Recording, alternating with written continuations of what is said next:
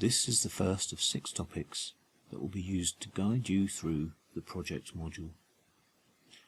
This topic, Topic 1, will introduce the module and help you understand how the project module is run and how it differs from your other modules. This topic will cover the following: an introduction to the module explaining its purpose and how it fits into your degree program, a discussion on the purpose of projects in higher education to help you understand how to choose a project,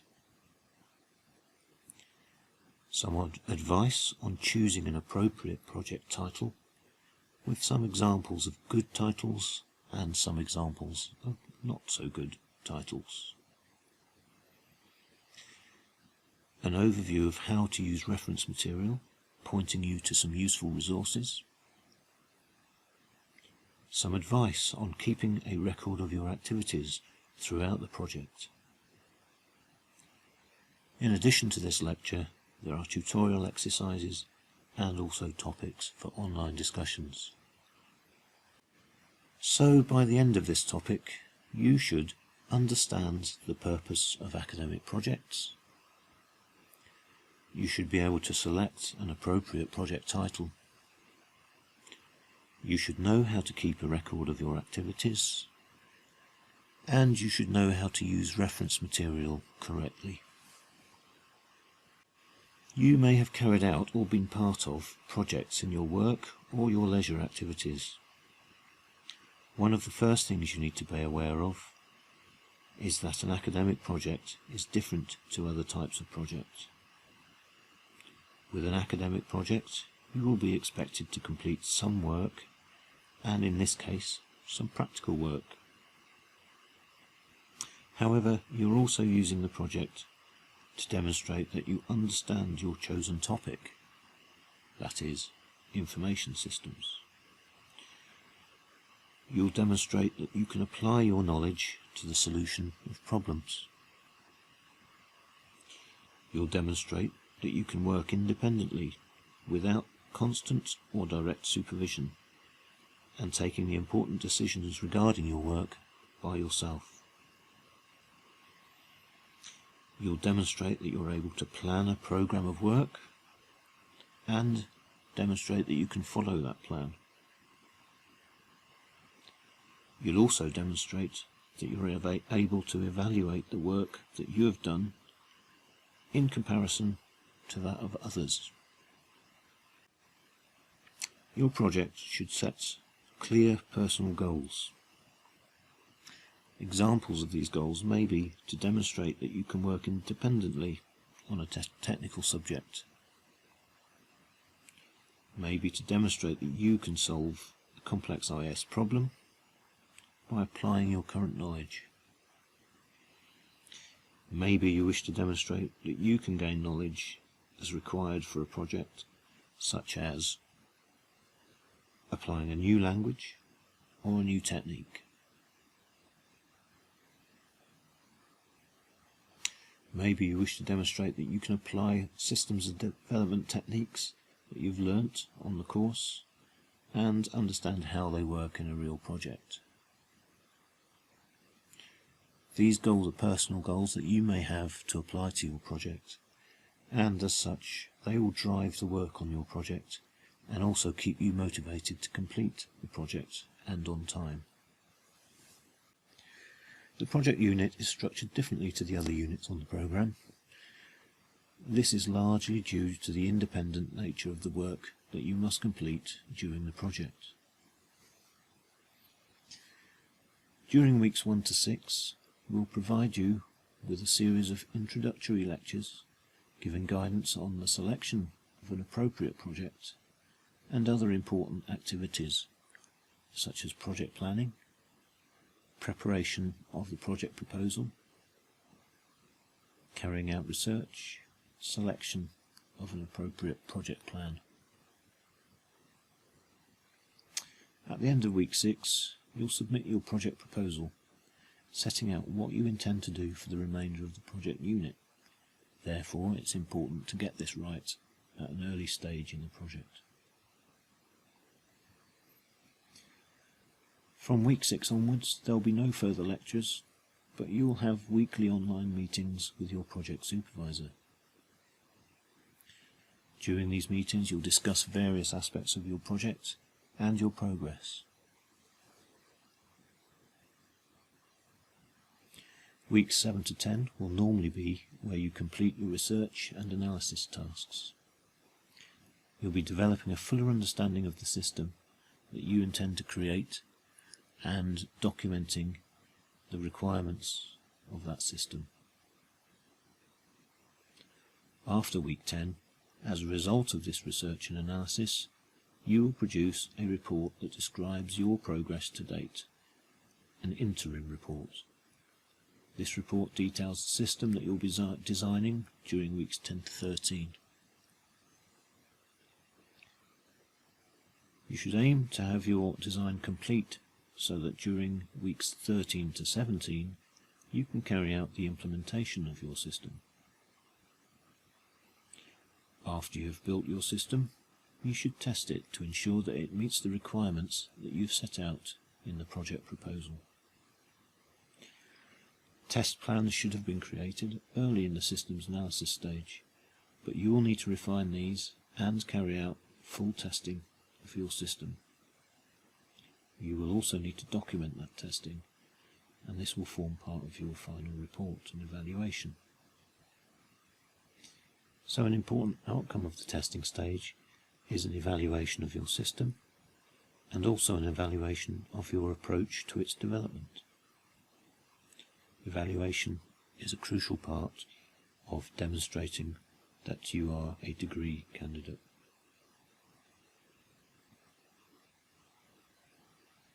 Weeks 20 to 24 should involve writing up what you've done and creating demonstrations of your system. This will all need to be complete by the end of week 24, when you will submit your final report. It may appear to you now that there is a long time before the project needs to be submitted. 24 weeks. Don't allow this to let you relax too much and put your feet up.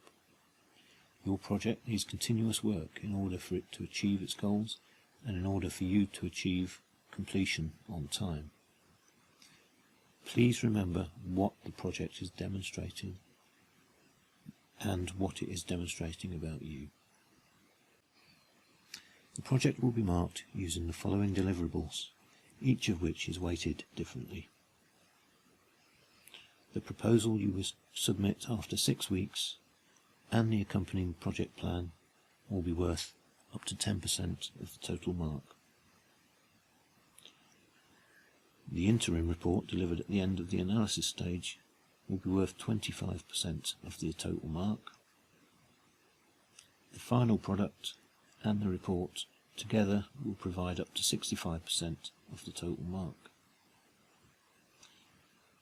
This suggests that if you work hard during the early stages of the project, that you'll succeed in 2 ways.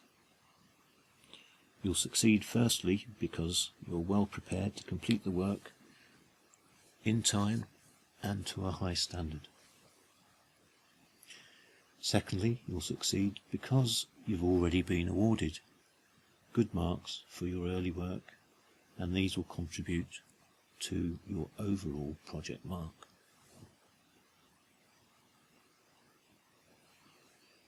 Please remember that you must provide evidence of a working product.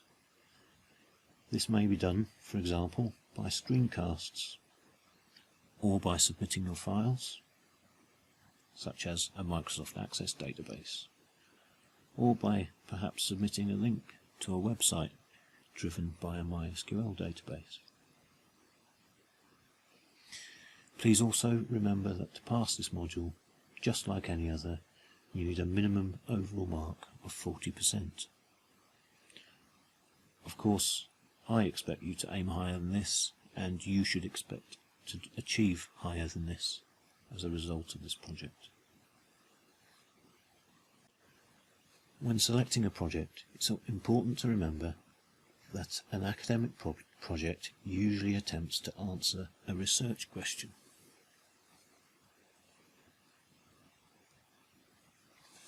So, when working on your project, ask yourself, what will my project demonstrate about information systems? Or, what will my project demonstrate about the development of information systems? The question should not be, what am I building? Or can I build it quickly? Or can I build it cheaply? It should be, what will my project demonstrate about information systems? Or what will my project demonstrate about the development of information systems? This slide lists a number of topics or titles that could be applied to an information systems project. On the left-hand side, we have a list of bad topics or titles.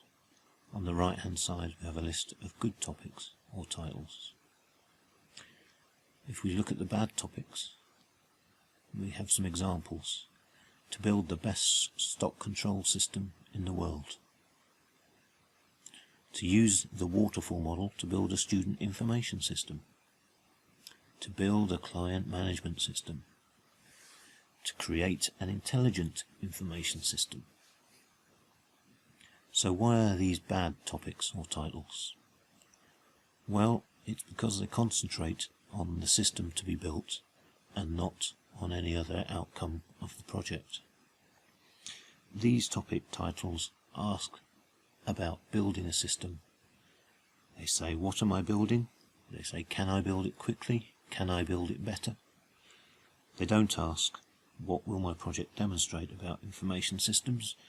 Or what will my project demonstrate about the development of information systems? On the other hand, the good topic titles, to evaluate data warehousing techniques when building stock control systems, to investigate the suitability of the semantic web in library information systems, to compare Microsoft MySQL Server with MySQL for developing a client management system. These topics all mention a final product, but the titles aren't entirely devoted to that product. The first one evaluates data warehousing techniques, and it just happens to choose the subject of building stock control systems. The second title investigates the suitability of a particular technology and is applied to library information systems. The third one draws comparisons between two different technologies when applied to a client management system. So the outcome of the project isn't stock control system, library information system, client management system. The outcome of the project is an evaluation, an investigation, or a comparison. So these projects are asking, what will my project demonstrate about information systems? Or they're asking, what will my project demonstrate about the development of information systems?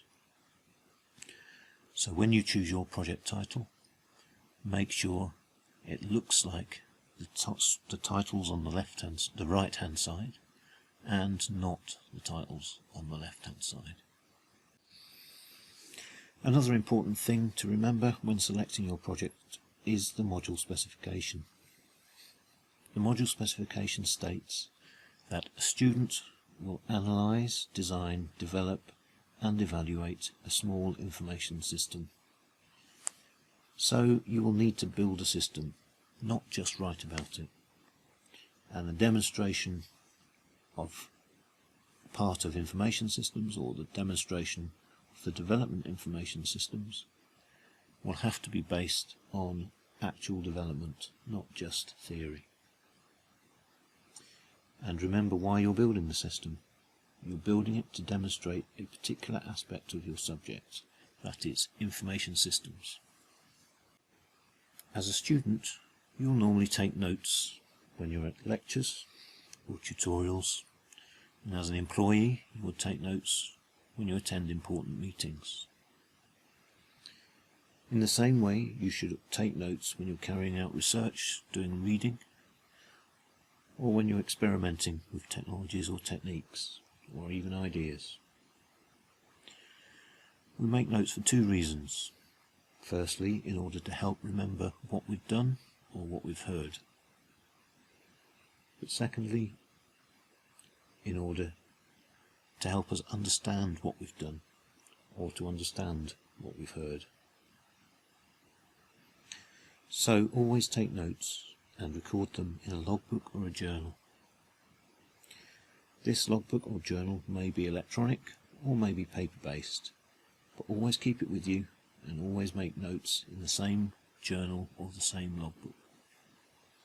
If for some reason you find you don't have your logbook with you, or your journal with you, or a journal available, then take notes anyway, and then remember to update the journal and logbook when you have the earliest opportunity. When making notes, you will want to be able to use them to remember what you've done. To help you with this, you should always record a number of things. Firstly, what are you doing and why are you doing it? Secondly, what have you learned from doing this thing?